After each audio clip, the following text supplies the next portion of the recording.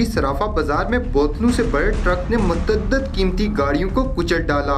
राहगीर और ताजिर मौजूदाना महफूज रहे। नांगी सराफा बाजार में उस वक्त लाखों रुपए माली की कीमती गाड़ियां तबाह और बर्बाद हो गयी जब बोतलों से बड़ा ट्रक ब्रेक फेल होने के बायस हादसे का शिकार हो गया। हादसा के फौरन बाद ताजरों और शहरियों की बड़ी तादाद जाए हादसा पर जमा हो गई, जिन्हें हटाने और नुकसान का जायजा लेने के लिए पुलिस थाना सिटी भी मौका पर पहुंच गई।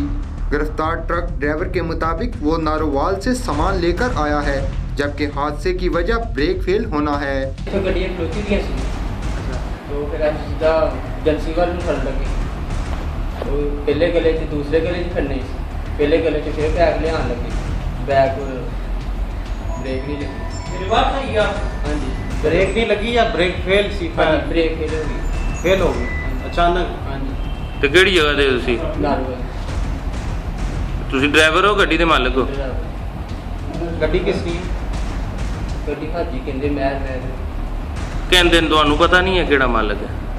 ਸਮਾਨ ਕਿਸ ਤਰ੍ਹਾਂ ਲੋਡ ਹੋਇਆ ਸੀ? ਕਿਸ ਤਰ੍ਹਾਂ ਸਮਾਨ?